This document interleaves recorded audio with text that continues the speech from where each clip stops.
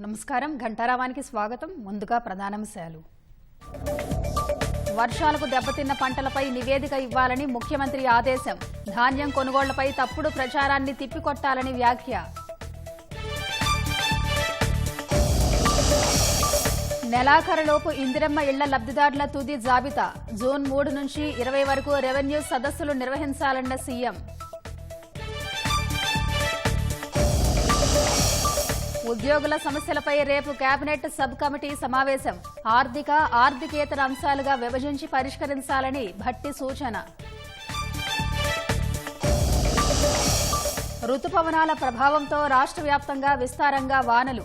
ఇవాళ రేపు భారీ నుంచి అతి భారీ వర్షాలకు అవకాశం. జస్టిస్ యశ్వంత్ వర్మపై అభిశంసన తీర్మానానికి కేంద్రం యోచన. పార్లమెంటు వర్షాకాల సమావేశాల్లో ప్రవేశపెట్టేందుకు కసరత్తు.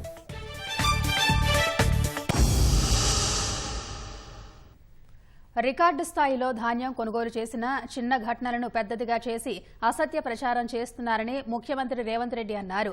కొన్ని చోట్ల రాజకీయ ప్రేరేపితంగా జరుగుతున్న ఆందోళనలపై వాస్తవాలను ప్రజల ముందుంచి బాధ్యులపై చట్టపరంగా చర్యలు తీసుకోవాలని కలెక్టర్లను ఆదేశించారు. అకాల వర్షాలతో దెబ్బతిన్న పంటలకు ఎకరాకు 10,000 ఇస్తామని ప్రకటించారు. ఈ మేరకు నివేదికలు పంపాలని అధికారులను ఆదేశించారు. హైదరాబాద్ కమాండ్ కంట్రోల్ సెంటర్లో ముఖ్యమంత్రి రేవంత్ రెడ్డి మంత్రులు, అధికారులతో వీడియో కాన్ఫరెన్స్ నిర్వహించారు. ధాన్యం సేకరణ, ఇందిరమ్మ ఇళ్లు, భూభారతి, రుతుపవనాల రాక, వానాకాలం పంటల సాగుపై దిశానిర్దేశం చేశారు. దేశంలోనే అత్యధికంగా ఈ ఏడాది 2,75,00,000 మెట్రిక్ టన్నుల ధాన్యం దిగుబడి సాధించడం తెలంగాణ రైతుల విజయమన్నారు. యాసంగిలో గతేడాది 42 లక్షల మెట్రిక్ టన్నుల ధాన్యం కొంటే ఈసారి ఇప్పటికే 64.5 లక్షల మెట్రిక్ టన్నుల ధాన్యాన్ని సేకరించామని వివరించారు. 90% కొనుగోలు ప్రక్రియ పూర్తయిందన్నారు. ముందస్తు వర్షాలతో కొన్ని చోట్ల ఇబ్బందులు తలెత్తినప్పటికీ ప్రతి ధాన్యపు గింజను కొనుగోలు చేస్తామని హామీ ఇచ్చారు. 10 ఏళ్లలో ఎప్పుడూ లేని విధంగా 48 గంటల్లోనే ధాన్యం డబ్బులు జమ చేస్తున్నామని, ఇప్పటికే 12,184 కోట్లు చెల్లించినట్లు తెలిపారు. ఇంత బాగా చేసినా రాజకీయ ప్రేరేపితంతో చిన్న ఘటనలపై ఎక్కువగా ప్రచారం జరుగుతోందన్నారు. ఉద్దేశపూర్వకంగా ప్రభుత్వంపై విష ప్రచారం చేసే వారిపై చట్ట ప్రకారం చర్యలు తీసుకోవాలని కలెక్టర్లను సీఎం ఆదేశించారు. 33 జిల్లాలలో దాదాపుగా మీకు 21 జిల్లాలలో ఎలాంటి సమస్య లేదు. 12 జిల్లాలలో కొంత మేరకు సమస్య. ఇక్కడ కొన్ని ప్రాంతాలలో అక్కడక్కడ రైతులు రోడ్డు ఎక్కినట్టు టీవీలలో, పేపర్లలో వార్తలు వస్తున్నాయి. వీటిని తక్షణమే కలెక్టర్లు దాన్ని అడ్రస్ చేసి, అక్కడ కొంత రాజకీయ ప్రేరేపితమైన సంఘటనలు కూడా జరుగుతున్నాయి. అవసరానికి మించి అబద్ధాలతో ప్రచారం చేసి సోషల్ మీడియాలో పెట్టి, ఇంతకుముందు పెద్దలు తోమారెడ్డి గారు చెప్పినట్టు రైతు అక్కడికి ఆరోగ్యం బాగలేకొచ్చి చనిపోతే కూడా అదేదో ప్యాడీ కొనుగోలు చేయకపోవడం వల్ల, ఆలస్యం వల్ల ఇంకా జరిగిందని. ఎగ్జాక్ట్గా పోయిన సంవత్సరం ఇదే తారీఖు నాడు లెక్కేస్తే 42 లక్షలు సేకరించారు. అంతకంటే ముందు సేమ్ తారీఖు నాడు 43 లక్షలు సేకరించారు. కానీ మనం 64,50,000 మెట్రిక్ టన్నుల ధాన్యం సేకరించిన అధికారులు కానీ మనం దాన్ని చెప్పుకోవాల్సినంత పాజిటివ్గా చెప్పుకోవడం వల్ల ఇవాళ మన మీద నెగటివ్ వార్తలు వస్తున్నాయి. మరీ తప్పుడు ప్రచారం, విష ప్రచారం, అబద్ధాలను పూర్తి చేస్తే లోకల్ పోలీసుల కంప్లైంట్ ఇచ్చి తప్పుడు ప్రచారం చేసినందుకు వాళ్ళ మీద అవసరం అనుకుంటే కేసులు కట్టండి, తప్పలేదు. ఎందుకంటే అడ్డమైన ప్రచారం చేస్తూ చూస్తూ ఊరుకోవడానికి ప్రభుత్వం అచేతనంగా లేదు. ప్రభుత్వం యాక్టివ్గా పనిచేయాలి. మిగిలిన ధాన్యం సేకరణ ప్రక్రియను నిరంతరం పర్యవేక్షించాలని, అవసరమైనన్ని లారీలతో రవాణా చేయాలని కలెక్టర్లను సీఎం ఆదేశించారు. ఎక్కడైనా మిల్లర్లు, దళారులు రైతుల్ని ఇబ్బంది పెడితే కఠిన చర్యలు తీసుకోవాలని స్పష్టం చేశారు. హైర్ చేయండి, ఎక్కడ కావాలంటే అక్కడ మొత్తం ఏర్పాట్లు చేయండి. మిల్లర్స్ కూడా పర్యవేక్షించాలి. మిల్లర్స్ ఎక్కడైనా గ్యాంగ్ ఆఫ్ అయిపోయి లేకపోతే రైతులకు నష్టం కలిగించే విధంగా ఏదైనా మిల్లర్స్ కూడా ఒకవేళ లోకల్ గా రైతులను ఏదైనా ఇబ్బంది కలిగించినట్టు ఇమ్మీడియట్ గా వాళ్ళ మీద యాక్షన్ తీసుకోండి. No mercy. ఇందులో తప్పులు ఎవరు చేస్తున్నా, కింది అధికారులు చేసినా, మిల్లర్లు చేసినా, దళారులు చేసినా ఎవరిని కూడా మీరు మినహాయించేది లేదు. మీరు స్ట్రింజెంట్ యాక్షన్ తీసుకోండి. Collectors are all empowered to take action against those culprits. గతంలో ఎప్పుడూ లేని విధంగా 15 రోజులు ముందుగానే రుతుపవనాలు వచ్చినందున పగడ్బందీ ప్రణాళికతో పనిచేయాలని కలెక్టర్లకు సీఎం దిశానిర్దేశం చేశారు. ఎరువులు, విత్తనాలు బ్లాక్ మార్కెట్ చేయడం, నకిలీ విత్తనాలు విక్రయించే వారిపై కఠినంగా వ్యవహరించాలని ఆదేశించారు. ఈ నకిలీ విత్తనాలలో కూడా హ్యాబిచువల్ అఫెండర్స్ మీరు లిస్ట్ అవుట్ చేసుకుని ఒక డేటా కలెక్టర్లు అందరూ కూడా డేటా కలెక్ట్ చేయాలి, డేటా అవైలబుల్ పెట్టాలి. సీజన్ వచ్చినప్పుడు మీరు అవసరమైతే పత్రికా సమావేశాలు పెట్టి ఇలాంటి వాళ్ళు అందరి ఈ యజమానులు ఈ కేసులు ఉన్న వాళ్ళు మీరు పబ్లిక్ అవేర్నెస్ ప్రోగ్రామ్ కూడా తీసుకోండి. అక్కడక్కడ ఈ విత్తనాలు రెగ్యులర్ ఉంటే కేసులు కట్టుకొని బస్ స్టాండ్లలో ఫ్లెక్సీలు పెట్టించారు, వాళ్ళ ఫోటోలు పెట్టించి మాత్రం కూడా వాళ్ళని క్షమించే సమస్యనే లేదు. అవసరం అనుకుంటే హ్యాబిచువల్ అఫెండర్స్ ఉంటే పీడీ యాక్ట్ పెట్టండి. అక్కడక్కడ మీరు పీడీ యాక్ట్ కేసులు పెట్టడం మొదలు పెట్టి వాళ్ళకి ఒక భయం వస్తుంది. గవర్నమెంట్ సీరియస్గా యాక్షన్ చేస్తుంది, ఇట్లాంటి వ్యవహారాలు ఇక్కడ నడవవు, కుదరదని. ప్రజల భూ సమస్యలకు పరిష్కారం చూపి భూభారతి చట్టాన్ని ప్రజలకు చేరువ చేసేలా జూన్ 3 నుంచి 20 వరకు రెవెన్యూ సదస్సులు నిర్వహించాలని సీఎం ఆదేశించారు. ఇందిరమ్మ ఇళ్ల లబ్దిదారులకు ఇబ్బందులు లేకుండా చూడాలని మండల స్థాయిలో ధరల నియంత్రణ కమిటీ ఏర్పాటు చేయాలన్నారు. ఈ నెలాఖరులోగా ఇళ్ల లబ్దిదారుల తుది జాబితాలు సిద్ధం చేయాలని రేవంత్ రెడ్డి తెలిపారు.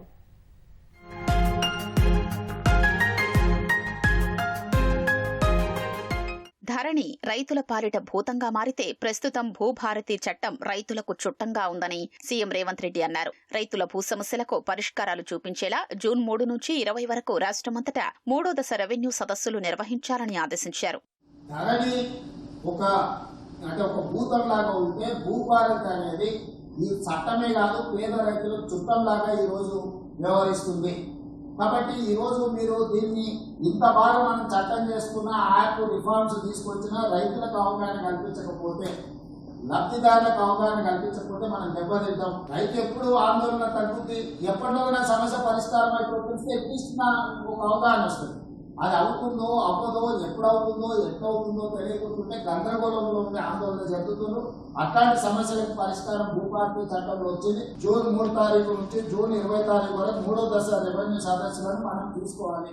ఇందిరమ్మ ఇళ్ల నిర్మాణాన్ని ప్రభుత్వం ప్రతిష్టాత్మకంగా చేపడుతోందని కలెక్టర్లకు దిశానిర్దేశం చేశారు. ఈ నెలాఖరులోగా లబ్దిదారుల తుది జాబితాలు సిద్ధం చేయాలని ఆదేశించారు. మండల స్థాయిలో తహసీల్దార్, ఎంపీడీఓ, కార్మికాధికారి, స్వయం సహాయక సంఘం సభ్యులతో ధరల నియంత్రణ కమిటీలు ఏర్పాటు చేయాలని సీఎం సూచించారు. ఉచిత ఇసుక కూపన్లను సకాలంలో అందించి ఇసుక కొరత లేకుండా చూడాలని ఆదేశించారు.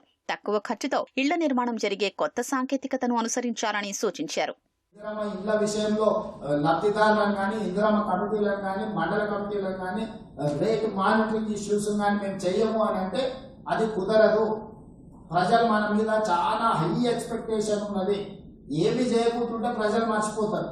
10 ఏళ్ళు డబుల్ బెడ్రూమ్ ఇల్లు ఇవ్వలే, ఎవరు అడగలే. ఇవాళ మీరు 4,50,000 ఇందిరమ్మ ఇల్లు ఇస్తామని బయలుదేరినప్పుడు ఈరోజు ప్రతి వాళ్ళు మన మీద హోప్తో ముందుకు వస్తుంది. కొడతామంటే దూరం పోతారు, పెట్టామంటే దగ్గరకు వస్తారు. ఇప్పుడు మన ప్రభుత్వం పెట్టామంటుంది. ప్రజలు మన దగ్గర ఒక గ్రేట్ హోప్ తో వస్తారు. వచ్చినప్పుడు వాళ్ళని కంట్రోల్ చేయాలి, వాళ్ళని అడ్రస్ చేయాలి, ఆ ఇష్యూ రిజాల్వ్ చేయాలి. ఇదంతా కూడా మా క్షేత్రస్థాయిలో పిల్లర్స్, కలెక్టర్లు. I'm completely depending on my collectors. I'm expecting result from my collectors. ఈ నెల 29, 30 తేదీల్లో ఇన్ఛార్జి మంత్రులు సంబంధిత జిల్లాల్లో పర్యటించారని ముఖ్యమంత్రి తెలిపారు. ధాన్యం సేకరణ, భూభారతి రెవెన్యూ సదస్సులు, వానాకాలం పంటల సాగు సన్నద్ధ ప్రణాళికపై కలెక్టర్లతో సమీక్ష నిర్వహించి జూన్ 1 నాటికి పూర్తి నివేదికను అందించాలన్నారు. అదే రోజున సచివాలయంలో మంత్రులతో ప్రత్యేకంగా సమావేశమై తక్షణం తీసుకోవాల్సిన చర్యలు, అమలు చేయాల్సిన ప్రణాళికపై చర్చించనున్నట్లు తెలిపారు. పశ్చిమ మధ్య బంగాళాఖాతంలో ఏర్పడిన అల్పపీడనం ప్రభావంతో రాష్ట్రంలోని పలు ప్రాంతాల్లో విస్తారంగా వర్షాలు కురుస్తున్నాయి. అల్పపీడనానికి అనుబంధంగా ఉన్న ఉపరితల ఆవర్తనంతో హైదరాబాద్ నగరంలో కుండపోత వర్షం కురిసింది. దీంతో నగరంలోని ప్రధాన కూడళ్లు, లోతట్టు ప్రాంతాల్లోని రోడ్లన్నీ జలమయమయ్యాయి. వాహనదారులు, ప్రజలు తీవ్ర ఇబ్బందులు పడ్డారు. రాష్ట్రంలో రుతుపవనాలు చురుగ్గా కదులుతున్నాయి. పశ్చిమ మధ్య బంగాళాఖాతంలో అల్పపీడనం ప్రభావంతో పలు ప్రాంతాల్లో వర్షాలు జోరుగా కురుస్తాయి. హైదరాబాద్లోని శేర్లింగంపల్లి, చందానగర్, కొండాపూర్, మాతాపూర్, గచ్చిబౌలి, రాయదుర్గం ప్రాంతాల్లో కురిసిన వర్షానికి రహదారులు జలమయమయ్యాయి. వర్ష ప్రభావానికి లింగంపల్లి రైల్వే అండర్ పాస్ లో వరదతో నిండిపోయింది. శేర్లింగంపల్లి జీహెచ్ఎంసీ అధికారులు, చందానగర్ ట్రాఫిక్ పోలీసులు సమన్వయంతో వాహనాల రాకపోకలను పునరుద్ధరించారు. సురారంలోని ఓ ఇంట్లోకి వర్షపు నీరు చేరడంతో నిద్రిస్తున్న పద్మారావు అనే వ్యక్తి ఊపిరాడక మృతి చెందాడు. మద్యమత్తులో ఉండటంతోనే మృతి చెందాడని పోలీసులు నిర్ధారించారు.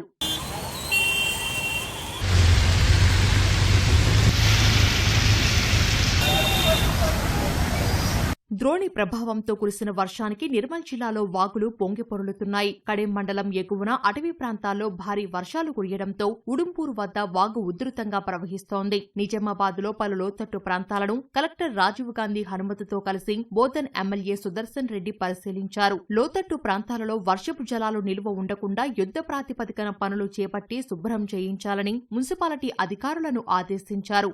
హనుమకొండ, వరంగల్, కాచిపేటలో ఉరుములు మెరుపులతో భారీ వర్షం కారణంగా నాలాలు పొంగి ప్రవహించడంతో వాహనాల రాకపోకలకు అంతరాయం ఏర్పడింది. రోడ్లపై ఏర్పడిన గుంతలు నీటితో నిండిపోయాయి. పలుచోట్ల విద్యుత్ సరఫరాలో అంతరాయం ఏర్పడింది. ఉదయం నుంచి ఎండ వేడిమితో అగ్నిగుండంగా ఉన్న రామగుండంలో వర్షం కురవడంతో ఒక్కసారిగా చల్లబడింది. సింగరేణి సంస్థకు చెందిన ఉపరితల గనులలో వర్షం ప్రభావంతో బొగ్గు ఉత్పత్తికి కొంతమేరకు విఘాతం ఏర్పడింది. ప్రాజెక్టులలో వర్షపు నీరు చేరి రహదారులు బురదమయంగా మారాయి.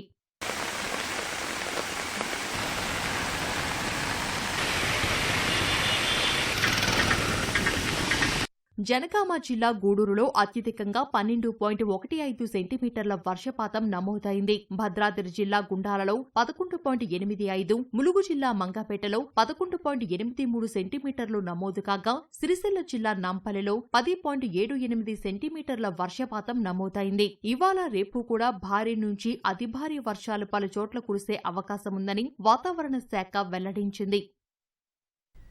హైదరాబాద్తో పాటు జిల్లాల్లో కురుస్తున్న వర్షాల పట్ల అప్రమత్తంగా ఉండాలని ముఖ్యమంత్రి రేవంత్ రెడ్డి అధికారులను ఆదేశించారు. వాతావరణ శాఖ ఇచ్చిన భారీ వర్ష సూచనకు అనుగుణంగా తగిన జాగ్రత్తలు తీసుకోవాలన్నారు. హైదరాబాద్ పరిధిలో అన్ని విభాగాల అధికారులు అందుబాటులో ఉండాలని, జీహెచ్ఎంసీ, పోలీస్, హైడ్రా, ట్రాఫిక్, విద్యుత్ విభాగాలు సమన్వయంతో పనిచేయాలని ఆదేశించారు. రోడ్లపై నీరు నిల్వలేకుండా, ట్రాఫిక్ ఇబ్బంది, విద్యుత్ సమస్యలు తలెత్తకుండా చూడాలన్నారు. లోతట్టు ప్రాంతాలు జలమయం కాకుండా ప్రజలు ఇబ్బంది పడకుండా ప్రత్యామ్నాయ చర్యలు చేపట్టాలని తెలిపారు. సీజనల్ వ్యాధులు, జ్వరాల పట్ల వైద్యారోగ్య శాఖ అప్రమత్తంగా ఉండాలని సీఎం ఆదేశించారు. ప్రభుత్వ ఉద్యోగుల సమస్యల పరిష్కారం కోసం రేపు కేబినెట్ సబ్ కమిటీ సమావేశం కానుంది. పెండింగ్ సమస్యల పరిష్కారం కోరుతూ ఉద్యోగ సంఘాలు ఆందోళనకు సిద్దం కావడంతో ప్రభుత్వం ఉన్నతాధికారులతో కమిటీని ఏర్పాటు చేసింది. ఐఏఎస్ అధికారులు నవీన్ మిత్తల్, లోకేష్ కుమార్, కృష్ణ కుమార్ల కమిటీ ఉద్యోగ సంఘాలతో సమావేశమై చర్చించింది. నిన్న ఉప ముఖ్యమంత్రి భట్టి విక్రమార్కతో సమావేశమైన కమిటీ సభ్యులు ఉద్యోగుల సమస్యలు, వాటి పరిష్కార మార్గాలు సూచించారు. ఆర్థికేతర సమస్యలను విభజించి దశలవారీగా పరిష్కరించాలని పేర్కొన్నట్టు సమాచారం. ఈ నెల 29న కేబినెట్ సబ్ కమిటీలో చర్చిద్దామని అధికారులకు డిప్యూటీ సీఎం తెలిపారు. జూన్ 2న తెలంగాణ రాష్ట్ర ఆవిర్భావ సంబరాలు అంబరాన్ని అంటేలా నిర్వహించాలని ఉప ముఖ్యమంత్రి భట్టి విక్రమార్క అధికారులను ఆదేశించారు. హైదరాబాద్తో పాటు జిల్లాల్లోనూ ఘనంగా ఉత్సవాలు నిర్వహించాలని సూచించారు. జూన్ 2న సీఎం రేవంత్ రెడ్డి గన్ పార్కులో అమరవీరుల స్తూపానికి నివాళులర్పించి తర్వాత పరేడ్ గ్రౌండ్లో జెండా వందనం సమర్పిస్తారని చెప్పారు. అక్కడే మార్చ్ ఫాస్ట్ ప్రసంగం, అధికారులకు పథకాల పంపిణీ చేయనున్నట్టు తెలిపారు. జిల్లా కేంద్రాల్లో జరిగే వేడుకల్లో ఇన్ఛార్జ్ మంత్రులు పాల్గొంటారని వివరించారు. ఈసారి తెలంగాణ రాష్ట్ర అవతరణ ఉత్సవాలకు జపాన్కు చెందిన మేయర్, మిస్ వరల్డ్ విజేతలు అతిథులుగా హాజరవుతారని భట్టి విక్రమార్క తెలిపారు.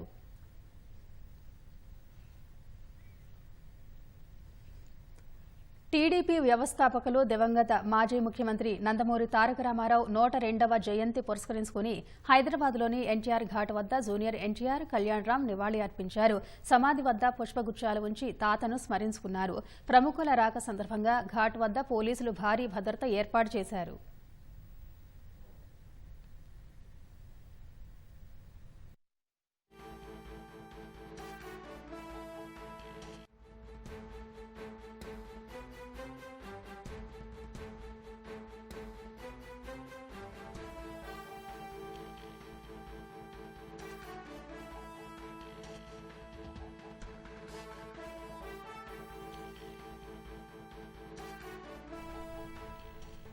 తాజా అంశాన్ని చూస్తున్నాం. సూర్యాపేటలో శిశువులను విక్రయిస్తున్న ముఠాను అరెస్టు చేశారు. సూర్యాపేటలో 6 మహిళలు, 4 పురుషులను అరెస్టు చేశారు.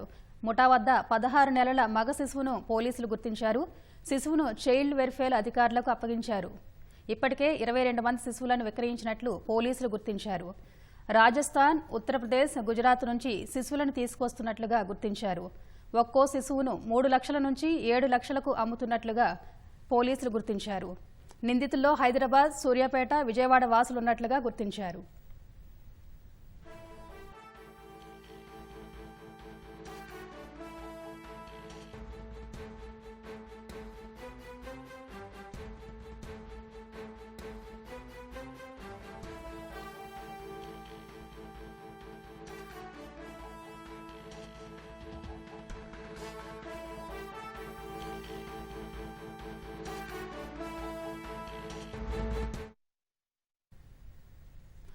మిస్ వరల్డ్ పోటీల్లో భాగంగా రాష్ట్రంలోని వివిధ ప్రాంతాలను సందర్శించడంతో పాటు పోటీల్లో పాల్గొని ఆకట్టుకుంటున్నారు ముద్దుగుమ్మలు. వివిధ దేశాల నుంచి ఇక్కడికి వచ్చిన వారంతా కొత్త స్నేహాలను ఏర్పరచుకోవడంతో పాటు తమ దేశంలో తాము చేస్తున్న సామాజిక కార్యక్రమాల గురించి పంచుకుంటున్నారు. ఈ నేపథ్యంలో పలువురు మిస్ వరల్డ్ కంటెస్టెంట్లను ఈటీవీ పలకరించింది. ఆ విశేషాలు ఇప్పుడు చూద్దాం. మిస్ వరల్డ్ పోటీల కోసం వచ్చిన గ్రూప్ ఆఫ్ పీపుల్ మనతో ఉన్నారు ప్రస్తుతం. వాళ్ళు ఏ దేశం నుంచి వచ్చారు, వాళ్ళ పర్పస్ ఏంటో వాళ్ళని అడుగుదాం. Hi miss Equatorial Guinea. So what is your name and how are you feeling here in India? My name is Estela del Carmen and I'm feeling so excited. I really like the vibes here in India. People are so welcoming and so warm. I love it here. I feel like I'm at home. Is it like your home? So what is the food you like here? The food you like here, I like here. I specifically I don't know the name, but it's like a smash with meat on it. It's really spicy. I don't really like spicy, but I love it. Have you visited any places here like Nalgonda, Buddhavanam or Charminar something? Yes, the Charman and the palace, it was amazing. I really like the vibes of the market. It was so colorful and so really good, like good vibes. And the palace was just really good, really amazing. The view was really incredible. What is your purpose that you are carrying on the Miss World stage? My purpose is about education and about the importance of motivation to kids, to keep their motivation on education, to keep them to follow their vocation and what do they want to be when they grow up. Is there any particular reason to choose child education as your goal or your purpose? Yeah, it was because of my little siblings. I really feel like I should be an inspiration for them, so I really like motivating kids. Hi Miss Namibia. So you are into pink and maroon shades. Yeah. What kind of colors you really love to wear and why? I love to wear vibrant colors. I think that it's a beautiful expression of our culture, of the country that I'm from, Namibia. So I really like to indulge in a good bright set, and it also is reflective of my personality and my mood. I like to be bright.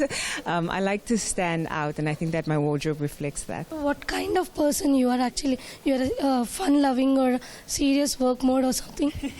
I'd like to say that I'm a combination of an introvert and an extrovert, so I always say it's an ambivert. So I have characteristics of both. I can be serious work mode, but I also like to have a nice time and socialize with people and get to know my beautiful global sisters. So I have a little bit of both. So what is the purpose you are carrying, and is there any particular profession other than these beauty pageants you really want to pursue? So the purpose that I'm carrying specifically for Miss World is sustainable agriculture. I think that COVID-19 had devastating effects and impacts worldwide, but in Namibia in particular, I was doing a lot of soup kitchens with different orphanages and community centers. And at the time that COVID hit, we were at a national food security level of 2%. And this greatly impacted the communities that I served. And so we came up with a sustainable solution, and that was by implementing, we call it backyard gardens, but it's actually an urban farming unit to empower the children in the community to grow their own food, to retrieve sustenance from it, and then to empower them through agricultural education as well. Actually, that's a great idea. Congratulations for that. So much. What are the places you visited in Hyderabad or in Telangana, and how the culture and the dressing here? I visited the palace and it was beautiful. We felt like princesses. I'm sure the girls really loved it. I really enjoyed myself there, and it showed so much artistry of what Telangana is all about. I really enjoyed myself there. Most of the times when it comes to a discussion about beauty pageants, people say that is only about external beauty. Is this true? Oh no. Beauty, yes, true, a very beautiful woman, but it's from within. It's the beauty of the kindness, the beauty of community work. It's the purpose we have, and it's the idea that we have a better purpose of serving every community in the whole world and making our world a better place. What is the purpose you are carrying? My purpose is called Light, and reason because I want to share my light with people. I had the privilege of growing up with my grandmother who was a nurse, so I had the idea of basic first aid, of what to do in situations or crucial moments where someone is in trouble. So my aim is to bridge that gap within students and underserved societies, to teach them the importance of first aid and potentially make them lifesavers. Miss Zimbabwe, so you are wearing much gold, you know.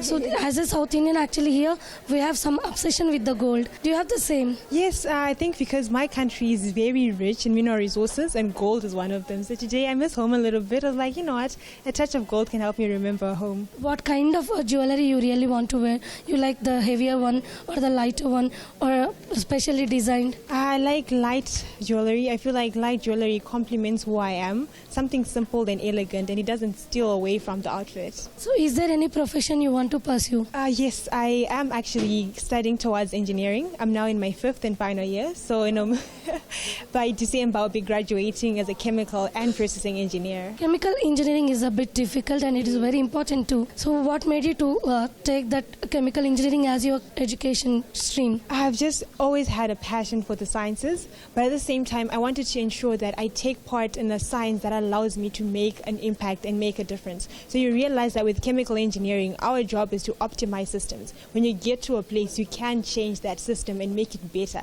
So that power to change things and make them better is exactly why I love being a chemical engineer. So Miss Bolivia, what the purpose you are carrying on the Miss World stage? My purpose is about help to others, clean water wells to communities forgettable in my country, environmental lesson with children. Can you please pronounce your country's name first? Côte d'Ivoire, Namaste, India, hello world. I'm Fatmata Koulibaly, Miss World Côte d'Ivoire. What is the purpose you are carrying? Mon but et purpose parle de l'autonomisation de la jeune femme issue de milieux défavorisés. Pourquoi ce projet? Parce que je suis née et j'ai grandi dans un environnement modeste où la valeur d'une femme se mesure parfois à ce qu'elle endure plutôt qu'à ce qu'elle accomplit. Je veux pouvoir porter la voix de toutes celles qu'on n'entend pas, qu'on ne voit pas mais qui souffrent dans le silence. À toutes celles à qui on a dit c'était trop tôt ou trop tard, leur tendre la main et leur dire non, tu es l'auteur de ta propre destinée et personne d'autre. Merci. How about you? How was the day? Great. It just started not long ago, had some breakfast, and today we have some visits, so we're really excited for that. So ఇది అనేక రకాల పర్పస్ని carry చేస్తున్నాము అని చెప్పేసి ముఖ్యంగా chemical engineering లాంటి కోర్సులు సైతం తాము చేస్తున్నాము, భవిష్యత్తులో తమ కంట్రీకి మరింత సర్వీస్ అందిస్తాము అని చెప్తున్నారు ఇక్కడ ఉన్నటువంటి ముద్దుగుమ్మలు. కెమెరా పర్సన్ రమణ మహేష్తో రమ్య, ఈటీవీ న్యూస్, హైదరాబాద్. ఇంట్లో కాలిపోయిన నగదు దొరికిన వ్యవహారంలో అలహాబాద్ హైకోర్టు న్యాయమూర్తి జస్టిస్ యశ్వంత్ వర్మపై పార్లమెంట్లో అభిశంసన తీర్మానం తీసుకొచ్చేందుకు కేంద్రం యత్నిస్తున్నట్టు తెలుస్తోంది. నోట్లు దొరికిన తర్వాత ఢిల్లీ హైకోర్టు నుంచి అలహాబాద్ హైకోర్టుకు జస్టిస్ వర్మను తిరిగి పంపారు.